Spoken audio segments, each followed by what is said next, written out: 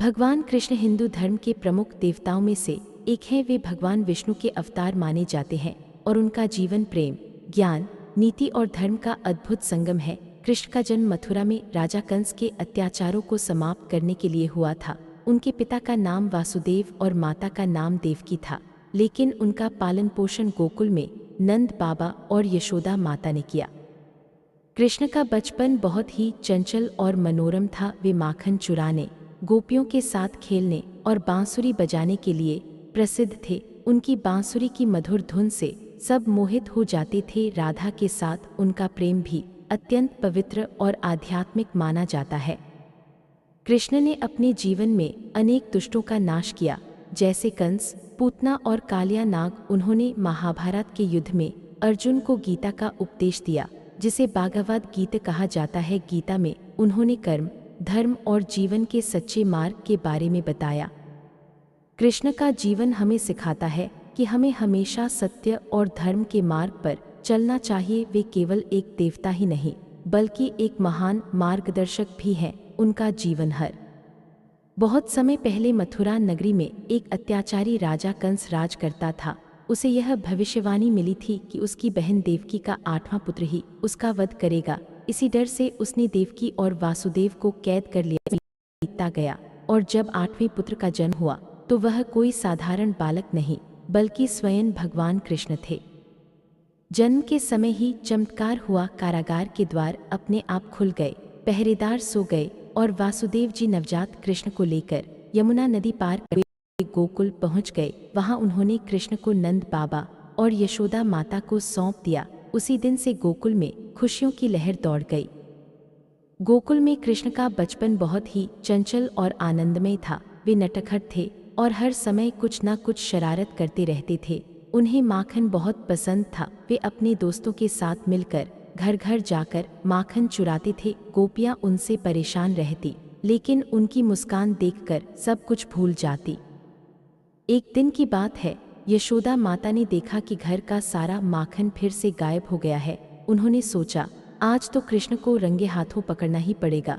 वे चुपके से छिप गईं। तभी कृष्ण अपने मित्रों के साथ आए, मटकी तोड़ी और माखन खाने लगे। तभी यशोदा माता ने उन्हें पकड़ लिया।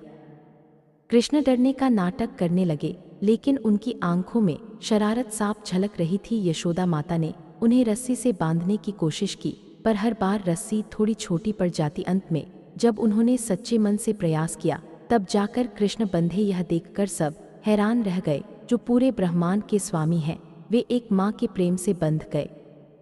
एक और दिन की बात है, जब कृष्ण अपने दोस्तों के साथ खेल रहे थे, तभी एक राक्षसी पूतना सुंदर स्त्री का रूप लेकर आई। वह कृष्ण को मारना चाहती थी, लेकिन जैसे ही उसने कृष्ण को गोद में लिया, कृष्ण ने उसकी शक्ति को खत्म कर दिया। पूतना का अंत हो गया और गोकुल के लोग कृष्ण की महिमा समझने लगे।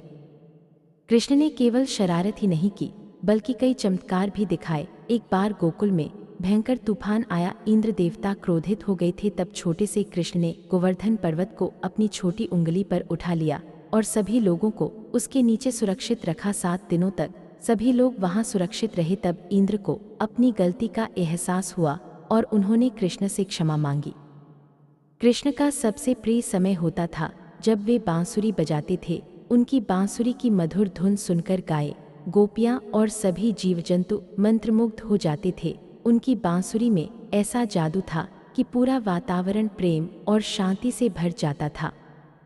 कृष्ण का अपने मित्रों के साथ भी बहुत गहरा संबंध था। वे सबके साथ समान व्यवहार करते थे, चाहे वह गरीब हो या अमीर। वे अपने मित्रों के साथ खेलते, हंसते और हर खुशी दुख में साथ रहते थे। यही कारण है कि सभी उन्हें बहुत प्यार करते थे। एक दिन कृष्ण और उनके मित्र यमुना के किनारे खेल रहे थे। वहां एक कालिया नाग रहता था, जो बहुत खतरनाक था। कृष्ण ने उस नाग को भी परास्त कर दिया और उसे यमुना छोड़कर जाने के लिए कहा। इस प्रकार उन्होंने गोकुल को एक बड़े संकट से बचाया। धीरे धीरे कृष्ण बड़े होते गए, लेकिन उनकी बाल लीलाएं हमेशा लोगों के दिलों में बसी रहीं। उनकी हर लीला में कोई ना कोई संदेश छिपा होता था, प्रेम, साहस, सच्चाई और भक्ति का संदेश। इस तरह भगवान कृष्ण का बचपन केवल शरारतों से भरा नहीं था, बल्कि उसमें गहरी सीख भी छिपी थी। उनकी बाल लीलाएं हमें सिखाती हैं कि जीवन में चाहे कितनी भी कठिनाइयां आए, हमें हमेशा हंसी, प्रेम और साहस के साथ उनका सामना करना चाहिए।